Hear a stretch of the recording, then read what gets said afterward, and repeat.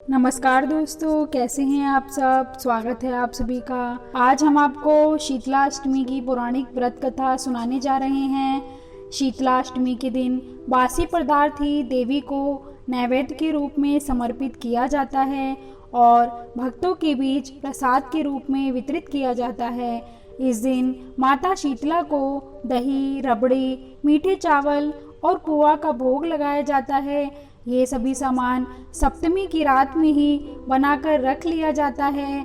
पौराणिक मान्यताओं के अनुसार माता शीतला चेचक और अन्य संक्रामक रोगों से भक्तों की रक्षा करती हैं। चलिए शीतलाष्टमी की पौराणिक कथा शुरू करते हैं। जय माँ शीतला। एक गांव में ब्राह्मण दंपति रहते थे। दंपति के 2 बेटे और 2 बहुएं थी।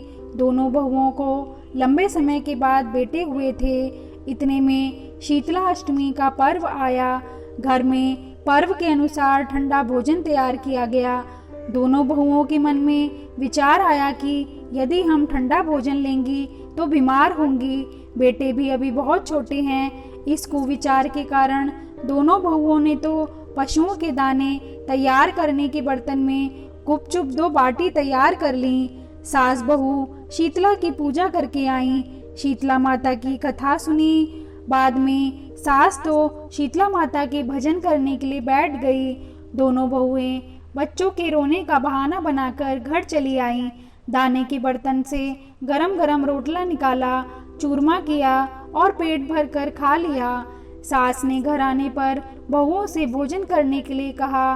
बहुएं ठंडा भोजन करने का दिखावा करके घर के काम में लग गईं। सास ने कहा, बच्चे कब के सोए हैं, उन्हें जगाकर भोजन करा लो। बहुएं जैसे ही अपने अपने बेटों को जगाने गईं तो उन्होंने उन्हें मृत पाया।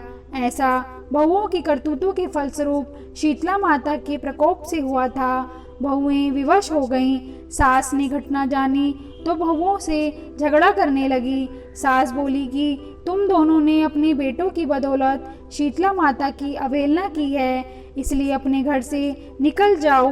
बेटों को जिंदा स्वस्थ लेकर ही घर में पैर रखना। अपने मृत बेटों को टोकरे में सुलाकर दोनों बहुएं घर से निकल पड़ी। जाते जाते रास्ते में एक जीर्ण वृक्ष आया।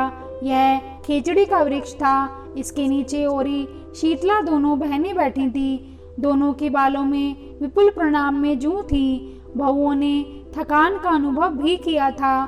दोनों बहुएं ओरी और शीतला के पास आकर बैठ गईं।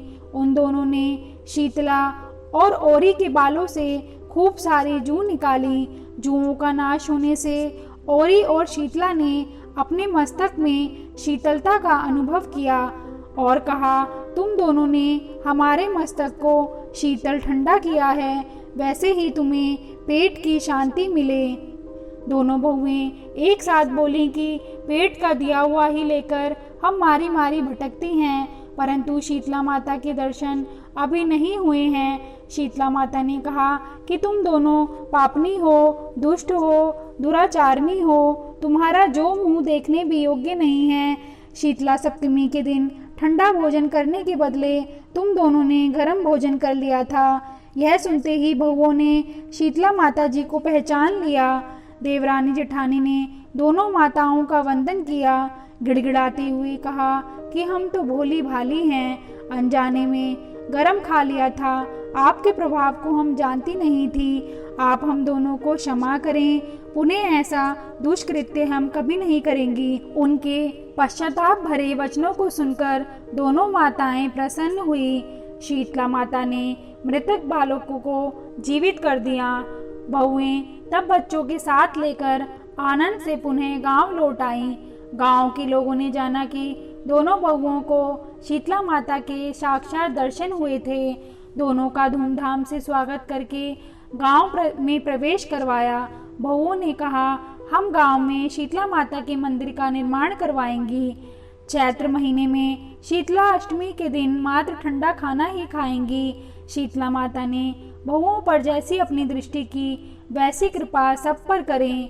श्री शीतला माँ सदा हमें शांति, शीतलता तथा आरोग्य दें। शीतले त्वं जगत माता, शीतले त्वं जगत पिता, शीतले त्वं जगधात्री शीतलाय नमो नमः।